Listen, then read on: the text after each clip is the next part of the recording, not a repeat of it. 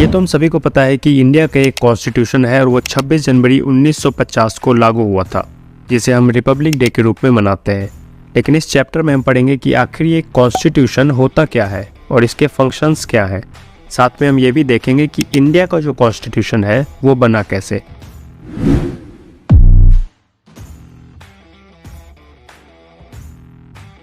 Constitution को अगर simple terms में देखें तो ये एक डॉक्यूमेंट है या सेट ऑफ डॉक्यूमेंट्स है जिसमें किसी स्टेट को कैसे गवर्न किया जाना है ये लिखा होता है।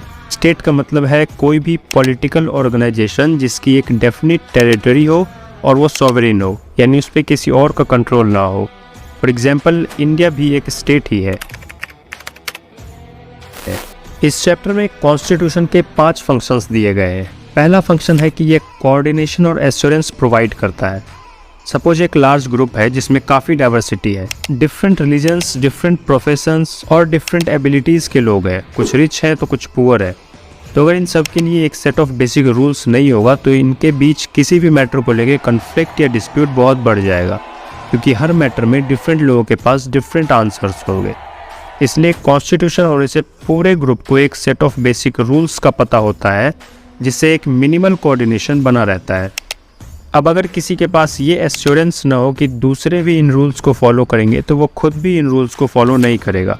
इसीलिए रूल्स सिर्फ पता होना भी काफ़ी नहीं है, वो लीगली इन्फोर्सिबल भी होना चाहिए। मतलब अगर कोई रूल्स ना माने तो उसे पनिश किया जाए। रूल्स होना चाहिए ये तो ठीक है, लेकिन रूल्स बनाएगा कौन ये कैसे डिसाइड होगा।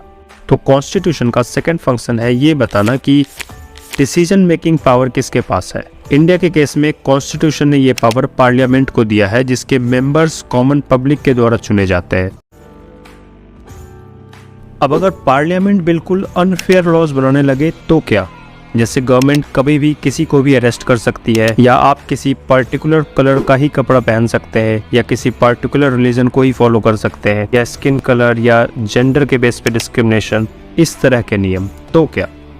इसलिए कॉन्स्टिट्यूशन का थर्ड फंक्शन है गवर्नमेंट के पावर पे लिमिटेशंस लगाना। ऐसा कॉन्स्टिट्यूशन अलग अलग तरीकों से करती है। इसका सबसे कॉमन तरीका है सिटीजन्स को कुछ फंडामेंटल राइट्स देना जिसे गवर्नमेंट वायलेट नहीं कर सकती है। फंडामेंटल राइट्स के बारे में हम नेक्स्ट चैप्टर में पढ़ेंगे। फोर्थ फंक्शन कहता है कि सिर्फ लिमिटेशंस ही नहीं बल्कि कॉन्स्टिट्यूशन गवर्नमेंट को कुछ पॉजिटिव काम करने का फ्रेमवर्क भी देता है। जैसे इंडिया के केस में सोसाइटी में इनइक्वालिटीज़ है, कास्ट डिस्क्रिमिनेशंस है और हमारा गोल है इसे ख़त्म करना, तो कॉन्स्टिट्यूशन गवर्नमेंट को ये पावर देगी कि वो इसे ख़त्म करने के लिए नेसेसरी स्टेप्स ले। फॉर एग्जांपल इंडियन कॉन्स्टिट्यूशन का part 4 directive principle of state policy government को पॉलिसी कैसे बनानी है ये डायरेक्शन देता है। फाइनली कॉन्स्टिट्यूशन एक ग्रुप ऑफ पीपल को कलेक्टिव आइडेंटिटी देता है। वैसे किसी एक इंसान के पास बहुत आइडेंटिटी होती है, लेकिन जब सभी लोग एक ही कॉन्स्टिट्यूशन को फॉलो करते हैं तो उन सब की एक पॉलिटिकल, मोरल और नेशनल आइडेंटिटी बनती है। फंक्शंस के बाद अब अगला क्वेश्चन है कि ये कॉन्स्टिट्यूशन कितना इफेक्टिव है। क्या वो फैक्टर्स हैं जो एक कॉन्स्टिट्यूशन को इफेक्टिव बनाते हैं ताकि लोगों की लाइफ पे इसका कुछ इम्पैक्ट हो। सबसे पहला है मोड ऑफ प्रोमिलगेशन, यानी कॉन्स्टिट्यूशन बना कैसे है, जिन लोगों ने इसे बनाया है उनकी कॉमन पब्लिक के बीच में क्या अथॉरिटी या पॉपुलैरिटी है। मतलब कॉन्स्टिट्यूशन बनाने वाले लोग पब्लिक के बीच में जितना पॉपुलर और रिस्पेक्टेड होंगे, जितना उनमें नेगोशिएट करने और डिफरेंट सेक्शंस को साथ लेकर चलने की एबिलिटी होगी, उतना ही कॉन्स्टिट्यूशन सक्सेसफुल होगा। फॉर एग्जाम्पल इंडिया, जहाँ का कॉन्स्टिट्यूशन काफ़ी स्टेबल और सक्सेसफुल रहा है, वहीं दूसरी तरफ नेपाल, जहाँ कॉन्स्टिट्यूशन कई बार बदला जा चुका है। इफेक्टिवनेस का दूसरा फैक्टर है कि सभी के पास इसे फॉलो करने का कोई कारण होना चाहिए। फॉर एग्जांपल अगर कॉन्स्टिट्यूशन कहे कि मेजॉरिटीज़ के पास माइनॉरिटीज़ को ऑप्रेस करने का राइट है, तो जो माइनॉरिटीज़ हैं उनके पास कोई रीज़न नहीं होगा कॉन्स्टिट्यूशन फॉलो करने का। इसीलिए जो कॉन्स्टिट्यूशन अपने मेंबर्स के फ्रीडम और इक्वलिटी का जितना ध्यान रखता है, उसके सक्सेस का चांस उतना ही ज़्यादा होता है। तीसरा फैक्टर है बैलेंस्ड इंस्टीट्यूशनल डिज़ाइन। मतलब जो वेल क्राफ्टेड कॉन्स्टिट्यूशन होते हैं उसमें पावर किसी एक ग्रुप या इंस्टीट्यूशन के पास नहीं होता है, बल्कि बैलेंस्ड डिस्ट्रीब्यूशन ऑफ पावर देखने को मिलता है, ताकि किसी एक ग्रुप की मोनोपोली ना हो और वो कॉन्स्टिट्यूशन को डिस्ट्रॉय नहीं कर सके। फॉर एग्जांपल इंडियन कॉन्स्टिट्यूशन में पावर को लेजिस्लेचर, एग्जीक्यूटिव और जुडिशरी में डिस्ट्रीब्यूट किया गया है और ये सब एक दूसरे को चेक एंड बैलेंस करने का काम करती है। इफ़ेक्टिवनेस का एक और फैक्टर ये है कि कॉन्स्टिट्यूशन बहुत ज़्यादा रिजिड या बहुत ज़्यादा फ्लेक्सिबल नहीं होना चाहिए। मतलब ना तो ये ऐसा हो कि इसमें चेंजेस करना बहुत मुश्किल हो और ना ही ऐसा हो कि इसमें चेंजेस करना बहुत आसान हो।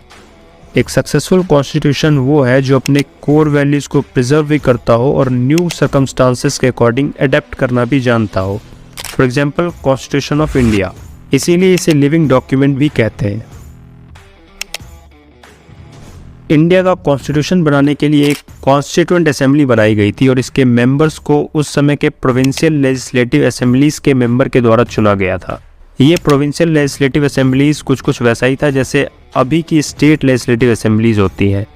उस समय इंडिया प्रोविंसेस और प्रिंसली स्टेट्स में डिवाइडेड थी, तो हर प्रोविंसेस और प्रिंसली स्टेट्स को उनके पॉपुलेशन के प्रोपोर्शन में सीट दी गई, रफली 1:10 लाख। मतलब अगर किसी प्रोविंस की पॉपुलेशन 10 लाख है तो वहाँ की लेजिस्लेटिव असेंबली से एक मेंबर कॉन्स्टिट्यूएंट असेंबली में जाएगा, 20 लाख है तो 2। इस तरह टोटल 292 सीट्स प्रोविंसेस की और 93 सीट्स प्रिंसली स्टेट्स की। हर प्रोविंस में मुस्लिम, सिख और जनरल कम्युनिटी में भी सीट उनके पॉपुलेशन के प्रोपोर्शन में डिस्ट्रीब्यूट किया गया था। शेड्यूल कास्ट के भी मेंबर्स को इंक्लूड किया गया था। पॉइंट ये है कि पूरी कोशिश की गई थी कि कॉन्स्टिट्यूएंट असेंबली को हर सेक्शन या रिलीजन से रिप्रेजेंटेशन मिले। 3 जून 1947 पार्टीशन प्लान के बाद जो टेरिटरी पाकिस्तान के अंडर थी उसके मेंबर्स कॉन्स्टिट्यूएंट असेंबली से हट गए, तो अब टोटल 299 मेंबर्स बचे, जिन्होंने 2 साल 11 महीने की मीटिंग के बाद इंडिया का कॉन्स्टिट्यूशन बनाया। असेंबली के मेंबर्स ने हर मैटर पे बहुत केयरफुली डिस्कस और डिबेट किया और कोई भी प्रिंसिपल पूरे नेशन को माइंड में रखते हुए अडॉप्ट किया। बहुत मैटर्स पे मेंबर्स के ओपिनियन में डिफरेंसेस भी आए, लेकिन कोशिश की गई कि जितना हो सके सबकी सहमति से ही कोई डिसीजन लिया जाए। इंडिया एक लंबे स्ट्रगल के बाद इंडिपेंडेंट हुआ था, जिसमें सोसाइटी के अलग अलग सेक्शन ने अपना योगदान दिया था। हर सेक्शन से कुछ प्रोमिसेस किए गए थे जो इंडिपेंडेंट इंडिया में फुलफिल किए जाएंगे। इसीलिए इंडियन कॉन्स्टिट्यूशन में रूल्स और प्रोसीजर के साथ साथ एक ऐसे गवर्नमेंट एस्टेब्लिश करने की भी कमिटमेंट है जो डिफरेंट सेक्शंस ऑफ सोसाइटी के उस प्रॉमिस को फुलफिल करे। इंडियन कंडीशन को ध्यान में रखते हुए कई दूसरे देशों के कॉन्स्टिट्यूशनल प्रोविजन भी इंडियन कॉन्स्टिट्यूशन में इंक्लूड किए गए।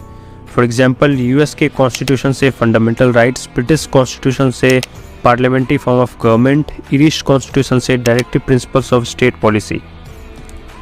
26 नवंबर 1949 को कॉन्स्टिट्यूशन अडॉप्ट किया गया। कुछ आर्टिकल्स उसी दिन से लागू हो गए, लेकिन 26 जनवरी 1950 से भारत का कॉन्स्टिट्यूशन पूरी तरह से लागू हो गया।